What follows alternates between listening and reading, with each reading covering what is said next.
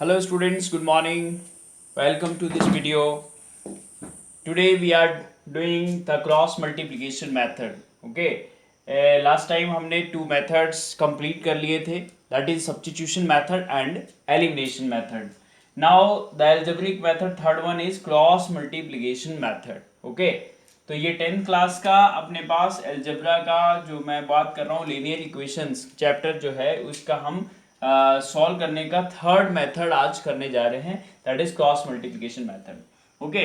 सबसे पहले आपको ये समझना पड़ेगा कि भाई जो दो मेथड है आपको प्रैक्टिस हो गए होंगे अब तक.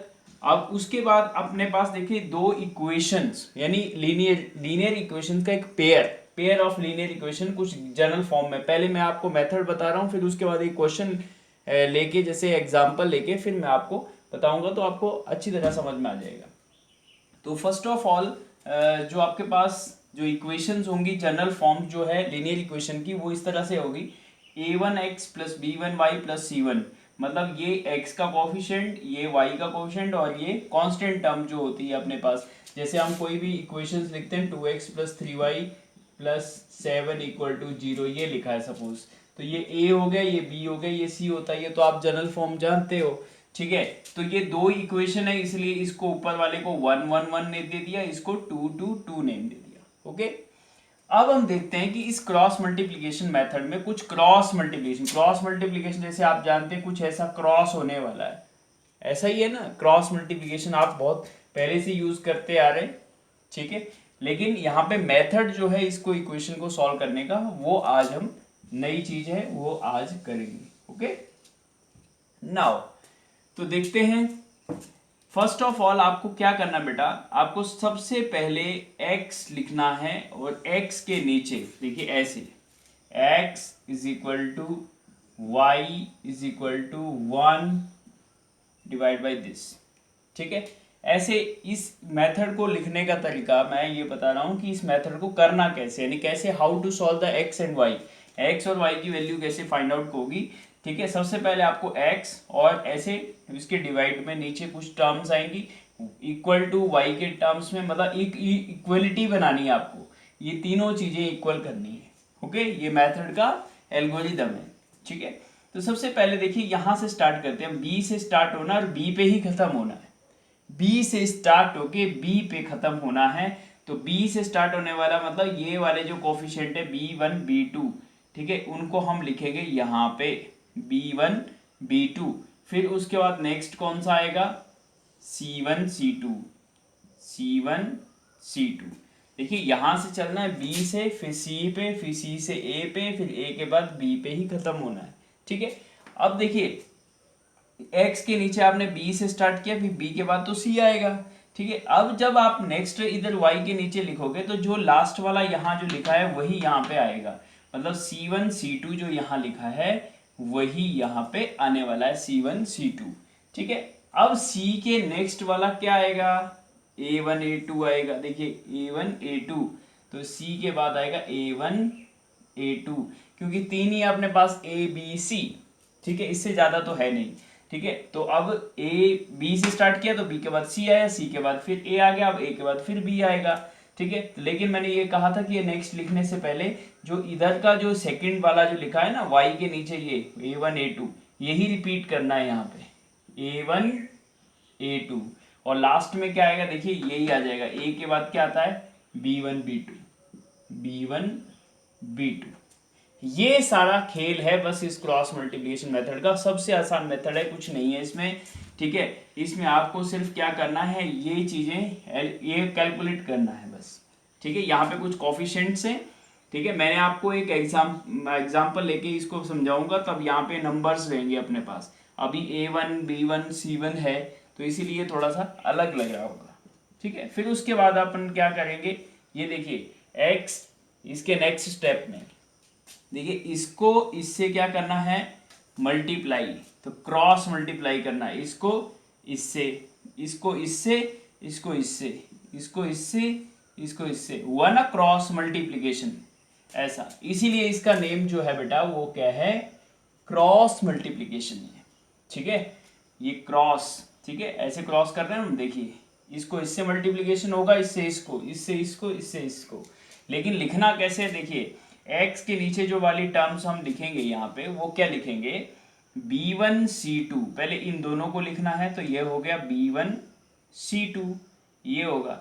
लेकिन देखिए इन दोनों के मल्टीप्लिकेशन से इन दोनों का मल्टीप्लिकेशन को सब्ट्रैक्ट करना है, ये है इसका तरीका। मतलब इन दोनों का जो मल्टीप्लिकेशन आएगा वो इसको यहाँ लिखना है, फिर बीच में क्या आएगा माइनस, माइनस मतलब सब्ट्रैक्ट करना है इन दोनों का मल्टीप्लिकेशन, मतलब क्या हो गया b2c1, b2 इंटू सी वन, b2c1 हो गया। तो इन दोनों का प्रोडक्ट माइनस इन दोनों का प्रोडक्ट, ठीक है, इज इक्वल टू, ये इक्वल टू के सामने आना चाहिए, ये देखिए लाइन ये y के नीचे फिर वही c1a2 माइनस इन दोनों का प्रोडक्ट क्या हो जाएगा c2a1, ठीक है। और 1 के नीचे क्या आएगा बेटा, देखिए a1 a2, ऐसे पहले ऐसे करना है, पहले ऐसे फिर ऐसे, ठीक है। तो a1 b2 minus a2 b1, ठीक है। अब जब आपके पास ये नंबर्स होंगे, यहाँ कुछ वैल्यू होगी, यहाँ पे कुछ वैल्यू होगी, इन दोनों को सब्ट्रैक्ट करेंगे तो कुछ एक नंबर रहेगा, ठीक है। मतलब आपके पास x के नीचे क्या आ जाएगा, यहाँ पे कोई नंबर आ जाएगा। सिमिलरली y के नीचे यहाँ पे भी क्या आ जाएगा, एक नंबर आ जाएगा, क्योंकि ये सब सॉल्व करने के बाद, और इधर भी एक क्या आ जाएगा, नंबर आ जाएगा। ये लास्ट में आपके पास इस तरह से पहुंचेगा। अब आपको क्या करना, क्योंकि हमें x और y की वैल्यू फाइंड आउट करनी है, तो देखिए इन दोनों को इक्वेट करने से एक साथ x y नहीं आएगा, ठीक है, क्योंकि ये भी x है, ये भी अननोन टर्म है, इधर भी अननोन टर्म है, क्योंकि ये तीनों इक्वल है, इसीलिए ये वाला इसके साथ इक्वल रखेंगे और ये वाला इसके साथ, क्योंकि इसमें x और y नहीं आएगा, ये विदाउट वेरिएबल होगा, इसीलिए ये वाली टर्म जो है इसमें x और y नहीं आएगा। तो इसके साथ पहले इसको इक्वेट करेंगे ऐसे, पहले इधर से दो पार्ट कर लेंगे, x divide by something is equal to 1 divide by something, ऐसे। तो वहां से किसकी वैल्यू आएगी, x की वैल्यू आएगी यहाँ से सॉल्व करके, ठीक है। और y वाले को यानी ये second term equal to third term रखेंगे यहाँ पे, ठीक है, ये थर्ड टर्म, तो यहाँ से किसकी वैल्यू आएगी, y की वैल्यू आएगी, तो हमारे पास x और y फाइंड आउट हो जाएंगे। तो दैट मीन्स ये हमारे पास क्या, एक तरह से क्रॉस मल्टीप्लिकेशन मेथड को करने का तरीका मैंने अभी बताया। अब मैं यहाँ पे क्या करूँगा, एक न्यूमेरिकल वैल्यू लूँगा, न्यूमेरिकल वैल्यू का मतलब है a1 b1 c1 की तरह एक प्रैक्टिकल इक्वेशन लूँगा और उसको सॉल्व करूँगा, फिर आपको थोड़ा प्रैक्टिस हो जाएगा, ठीक है।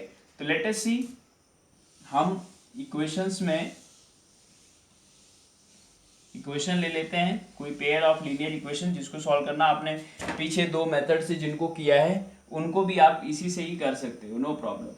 तो देखते हैं क्वेश्चन नंबर फर्स्ट, ठीक है, कोई भी क्वेश्चन ले सकते हैं आप। 3x plus 2y equal to 13 और 3x minus 2y is equal to 5।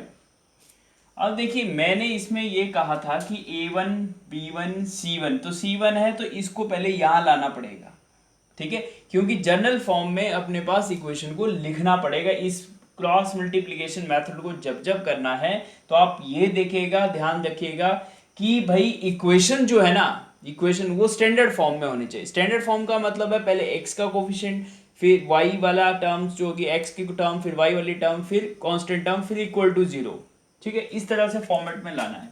तो सबसे पहले हम क्या करेंगे, देखिए ये जो 13 है इसको इधर लाएंगे तो -13 हो जाएगा, 5 होगा तो इसको इधर लाएंगे तो -5 हो जाएगा। तो इस इक्वेशन को जो है हम तरीके से लिख देंगे, तो ये हो जाएगी इक्वल टू 0।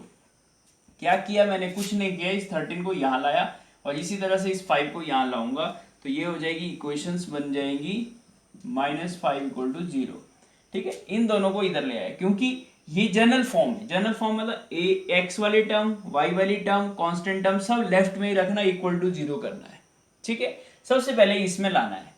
अब उसके बाद मैंने आपको क्या बताया था, x divided by something, y divided by something, 1 divided by something, ठीक है, ऐसे होगा।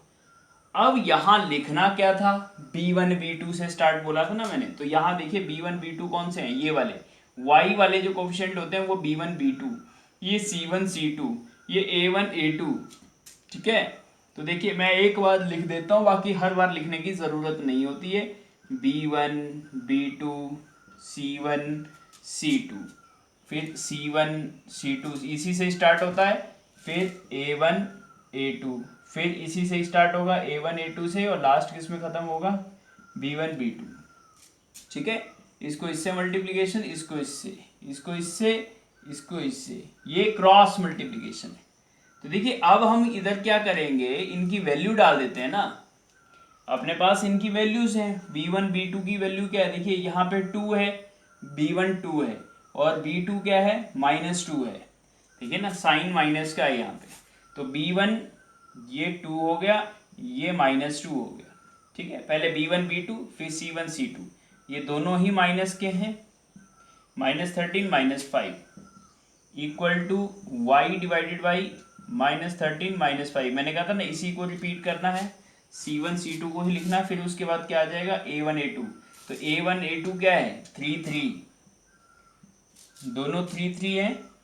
उसके बाद 1 के नीचे क्या आएगा, a1 a2, a1 a2 मतलब फिर से वही 3 3, और लास्ट में b1 b2 मतलब 2 -2, ठीक है। ये हमारा काम हो गया। अब इसको इससे मल्टीप्लिकेशन करना है, इसको इससे करना है, इसको इससे करना है, इसको इससे करना है, इसको इससे करना है, इसको इससे करना है, ठीक है। तो लेट अस सी, तो देखते हैं। अब आपको यहाँ पे थोड़ा सा साइन का प्रॉब्लम होगा, जब आप मल्टीप्लिकेशन करोगे या सब्ट्रैक्शन करोगे तो यहाँ सबसे ज़्यादा जो मिस्टेक्स होती है वो यहीं पे होती है, इसी स्टेप के बाद। यहाँ तक बच्चे लिख देते हैं बिल्कुल करेक्ट, क्योंकि फॉर्मूला सब ध्यान रहता है कि b1 c1 ये सब लिखना होता है, बट यहाँ आने के बाद यहाँ मिस्टेक कर जाते हैं। इसीलिए मैं यहाँ पे आपको एक चीज़ बताने वाला हूँ, आप यहाँ पे ब्रैकेट्स का यूज़ करेंगे, ठीक है। देखिए 2 इंटू ये करेंगे ना, तो 2 इंटू, इन दोनों को ही ब्रैकेट में रख लो आप, पहले इन दोनों का प्रोडक्ट माइनस इन दोनों का प्रोडक्ट, तो माइनस बीच में लगा दो, और इन दोनों का प्रोडक्ट क्या है, -2 इंटू -13, ठीक है। सबको ब्रैकेट में लिख लो, इसको भी इसको भी, इन दोनों का मल्टीप्लिकेशन होगा पहले, फिर बीच में माइनस तो आना ही है, फिर इन दोनों का प्रोडक्ट होगा, ठीक है, इन दोनों का प्रोडक्ट हो गया, ठीक है। इसी तरह से y के नीचे पहले इन दोनों को एज इट इज लिखेंगे, -13 इंटू 3, ठीक है, बीच का माइनस, फिर -5 इंटू 3, ठीक है। मतलब इन दोनों का प्रोडक्ट, इन दोनों का मल्टीप्लिकेशन, इन दोनों को एज इट इज लिख दिया, फिर बीच में माइनस आना ही है, और फिर इन दोनों का प्रोडक्ट मतलब इन दोनों का मल्टीप्लिकेशन, ठीक है। अब देखिए फिर से वही 3 इंटू -2, 3 इंटू -2, फिर बीच का माइनस, फिर ये 3 इंटू 2, ठीक है, ये हो गया। अब देखिए हम सॉल्व करते हैं इसको, x डिवाइडेड बाई, अब इन दोनों का प्रोडक्ट करेंगे। देखिए जब प्रोडक्ट मल्टीप्लिकेशन करती बार आप ये नहीं देखेंगे कि कौन बड़ा है, ठीक है, उसमें हम साइन कैसे देखते हैं, एक माइनस का साइन होगा तो एक माइनस ही लगेगा, दो माइनस आ जाएंगे तो प्रोडक्ट के टाइम में तो प्लस हो जाएगा, तीन माइनस आ जाएंगे तो फिर माइनस ही रहेगा, यानी पेयर बन गया तो पॉजिटिव बन जाएगा, ठीक है, अनपेयर रह गया तो नेगेटिव। तो देखिए यहाँ पे एक ही साइन है, दोनों को जब मल्टीप्लिकेशन कर रहे हैं हम, तो 5 2 10 तो होना ही है, लेकिन एक ही माइनस का है इसलिए -10 आएगा, ठीक है। अब देखिए एक माइनस इधर, एक माइनस इधर, तो दोनों का पॉजिटिव हो जाएगा, लेकिन एक और माइनस है तो इसलिए नेगेटिव, ओवरऑल नेगेटिव ही हो गया, ठीक है। वैसे इन दोनों का प्रोडक्ट तो पॉजिटिव था, लेकिन एक बीच में माइनस ये भी है तो ये लगा दिया, और 13 2 क्या हो गया 26, इन दोनों का तो दो माइनस थे ना, तो इनका तो प्लस हो जाएगा मल्टीप्लिकेशन में, तो 13 2 26 तो आ जाएगा प्लस का, लेकिन एक बीच का माइनस है, ये मैंने इधर लगा दिया। यही चीज़ ध्यान रखनी है बस आपको, ठीक है, क्योंकि 1 2 3 तीन लगातार मल्टीप्लिकेशन में साइन थे, तो 3 मतलब माइनस ही लगेगा, 2 होते तो प्लस हो जाता, ठीक है, ये है। इसी तरह से y डिवाइडेड बाई बोलिए 13 3 39, और एक माइनस है तो माइनस का 39 आएगा, ठीक है। इसी तरह से देखिए माइनस माइनस प्लस, ये प्लस है और 2 माइनस है तो इसलिए प्लस हो जाएगा इस बार यहाँ बीच में, ठीक है। और 5 3 जा 15, सिमिलरली 3 2 जा 6, -6 हो जाएगा क्योंकि एक साइन है, और इधर देखिए इधर भी एक ही साइन है, 3 2 जा 6 तो हो जाएगा, लेकिन ये वाला माइनस है तो ये आ जाएगा -6, ठीक है। अब देखते हैं, यहाँ मैं कर देता हूँ इसको, इसे नेक्स्ट स्टेप में यहाँ लिख देता हूँ, यस x डिवाइडेड बाय, अब देखिए माइनस माइनस, अब कोई प्रोडक्ट का काम नहीं है, अब मल्टीप्लिकेशन खत्म हो चुका है, अब आपको प्लस या माइनस करना है, ठीक है, एडिशन और सब्ट्रैक्शन रह गया है। तो देखिए साइन आपको देखने होते हैं, तो माइनस माइनस प्लस होता है, तो दोनों को पॉजिटिव प्लस करेंगे तो 36 हो जाएगा, 26 प्लस 10 36 किसका, माइनस का आ जाएगा, क्योंकि दोनों ही माइनस के हैं इस बार, लेकिन यहाँ पे अब एडिशन हो रही है ना कि मल्टीप्लिकेशन, इसीलिए कंफ्यूजन नहीं होना है, ठीक है। ये मल्टीप्लिकेशन नहीं हो रहा है, ठीक है, यहाँ पे कोई प्रोडक्ट नहीं होना है, इसलिए साइन का अब आपको नंबर नहीं देखना है, अब आपको ये देखना है कि माइनस माइनस प्लस हो रहा है, लेकिन बड़ा कौन है उसका साइन लगेगा, तो दोनों ही माइनस है तो माइनस ही आएगा, बड़ा छोटा दोनों ही माइनस है, तो इसलिए बड़े का साइन लगेगा। वाई डिवाइडेड बाई, अब देखिए वाई के नीचे ये प्लस माइनस माइनस, अब देखिए सब्ट्रैक्ट होगा 15, 39 से 15 चले जाएंगे, तो बताइए 39 से जब 15 जाते हैं तो सबसे पहले 9 से 5 गया 4 हो जाएगा, तो 24 आएगा ये, ठीक है। तो किसके प्लस माइनस माइनस, तो बड़ा साइन माइनस का है, तो इसलिए इधर आएंगे माइनस के 24, यही है, और इधर आ जाएगा 1 के नीचे माइनस माइनस प्लस, तो 6 और 6 कितने हो गए, 12 हो गए बेटा, माइनस का 12 हो गया, ठीक है। अब ये काम देखिए, इधर तक मैंने आपको ये बोला था कि x के नीचे एक वैल्यू आ जाएगी, y के नीचे एक वैल्यू आ जाएगी और 1 के नीचे भी एक वैल्यू आ जाएगी, ठीक है। अब उसके बाद लास्ट स्टेप जो हमारा वो होता है, वो क्या होता है, ठीक है, इधर लिख दीजिए चाहे न नाउ, पहले मैंने कहा था इसको तो हम इसके साथ इक्वेट करेंगे और इसको इसके साथ इक्वेट करेंगे, मतलब ये चीज तो इसके बराबर लिखनी है, x डिवाइड बाई -36 माइनस ये 1 प्लस का था ना, यहाँ तो मैंने एरो लगाया है, 1 डिवाइडेड बाई कितना आया है -12, ठीक है, और बीच में लाइन लगा देना, बीच में पार्टीशन कर देना, क्योंकि पहले इसके साथ इसको इक्वेट करेंगे फिर इसके साथ इसको करेंगे, तो यहाँ पे y वाले को करेंगे, y divided by -24 is equal to 1 divided by -12, ठीक है। आप देखिए इसको सॉल्व करके यहाँ से x की वैल्यू आ जाएगी, ठीक है। जब आप इधर 36 को यहाँ क्रॉस करोगे, इसको यहाँ ले जाओगे, तो 12 3 जा 36 हो जाएगा, ठीक है। तो वहां जाके काटो, चाहे पहले ही काट सकते हो आप, ठीक है, इससे 12 3 जा 36, ठीक है, और माइनस से माइनस में कट जाएगा, चाहे तो आप लिख ही दीजिए x इक्वल टू -36 ऊपर चला जाएगा और -12 नीचे है, ठीक है। ये वाला चीज क्रॉस में ले जा सकते हैं ना मुंह पर मल्टीप्लीकेशन में, तो देखिए 12 3 जा 36, तो x जो आएगा वो कितना आ गया अपने पास 3 आ गया, ठीक है, माइनस से माइनस कट गया, 12 3 जा 36।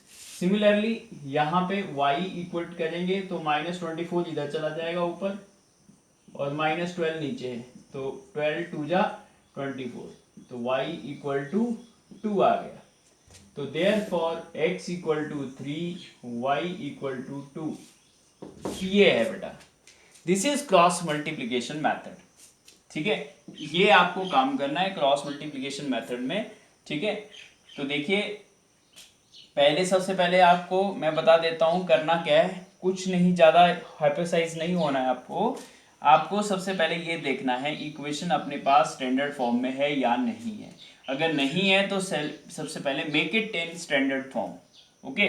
मतलब आपको क्या करना है, इक्वल टू के सामने 0 रखना है, तो राइट साइड में जो भी होगा उसको लेफ्ट साइड में अरेंज करना है और सिस्टमैटिक करना, पहले x की टर्म फिर y की टर्म फिर कांस्टेंट टर्म, ओके, इस तरह से। तो पहले इस तरह से बन गई, फिर उसके बाद आपको ये वाला स्टेप लिखना, x divide by something, y divide by something, 1 divide by something, और वो समथिंग क्या है, b1 b2 b1 b2 c1 c2 c1 c2, फिर c1 c2 से स्टार्ट करना है, फिर a1 a2 ये वाले आ जाएंगे दोनों, a1 a2, फिर a1 a2 से स्टार्ट होगा तो फिर b1 b2 पे खत्म, यानी B1 B2 से स्टार्ट किया तो B1 B2 से ही खत्म होगा, ठीक है, उसी में ही फिनिश करना है, ठीक है। अब उसके बाद देखिए x डिवाइडेड बाई इन दोनों का मल्टीप्लिकेशन माइनस इन दोनों का मल्टीप्लिकेशन। उसके लिए मैंने आपको बताया कि B1 B2 की कुछ ना कुछ न्यूमेरिकल वैल्यू होगी, जैसे इक्वेशन होगा तो यहाँ पे B1 ये B2 ये C1 ये C2 ये A1 ये A2, तो यहाँ पे जब आप वैल्यू पुट करेंगे तो ये इस तरह की इक्वेशन आपको मिलेगी।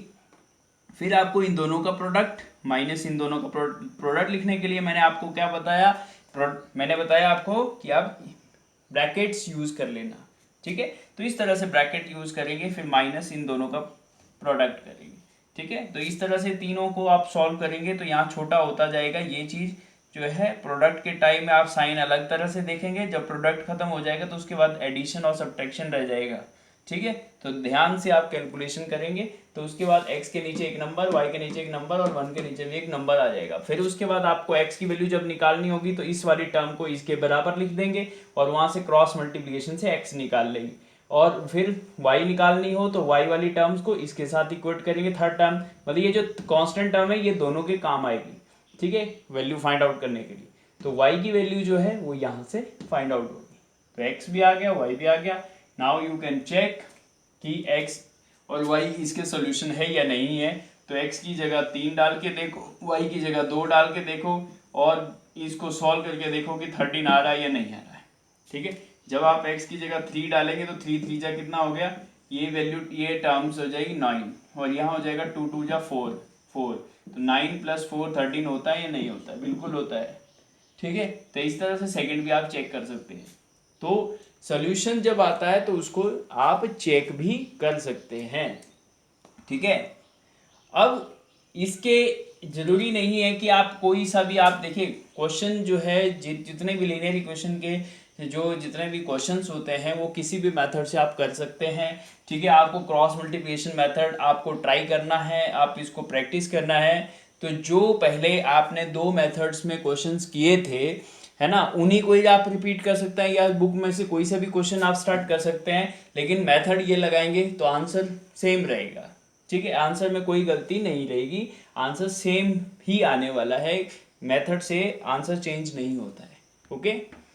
तो आज आपको क्या करना है, क्रॉस मल्टीप्लिकेशन मेथड को सॉल्व करना है अच्छी तरह से, ठीक है, उसको प्रैक्टिस करना है, ठीक है। और अगर कोई भी डाउट कोई क्वेरी है तो आप ये चीज़ मुझे बताएंगे, मैसेज करेंगे, ठीक है, कि किस क्वेश्चन में क्या प्रॉब्लम आपको आ रही है, ठीक है। लेकिन मेथड अगर आपको सही ढंग से लगाया है तो आंसर तक आप जरूर पहुंचोगे, ठीक है। तो आज आप कुछ क्वेश्चंस ट्राई करेंगे, आप अपनी चाहे एनसीईआरटी बुक से लिख दीजिए, कम से कम आप 10 क्वेश्चन तो प्रैक्टिस के बनते हैं, ठीक है। अगर आपको लगता है कि क्वेश्चंस कम है, ठीक है, तो you can search from your book and write down. और जो पिछले मेथड में हमने किए थे, एलिमिनेशन मेथड में चाहे क्रॉस सब्स्टिट्यूशन मेथड में, वही है क्वेश्चन आप इसमें भी कर सकते हैं, ठीक है। तो लेट अस सी, देखते हैं कि आप कितने इसको कर पाते हैं। फिर हम इसका नेक्स्ट वीडियो में हम लेके आएंगे ग्राफिकल मेथड, जो कि ज्योमेट्रिकल मेथड है, ठीक है, जिसमें आपको ग्राफ की ज़रूरत होगी। तो be ready with the graph paper, okay. Graph book आपके पास, कॉपी आपके पास होनी चाहिए, ज्योमेट्री बॉक्स, पेंसिल, इरेजर, ये सारी चीज़ें आप रखोगे संभाल के नेक्स्ट वीडियो के लिए, ठीक है। तो तब तक के लिए आप ये क्रॉस मल्टीप्लिकेशन मेथड कर लीजिए, जिससे एल्जेब्रिक मेथड्स जो हैं वो कंप्लीट हो जाएं, ओके।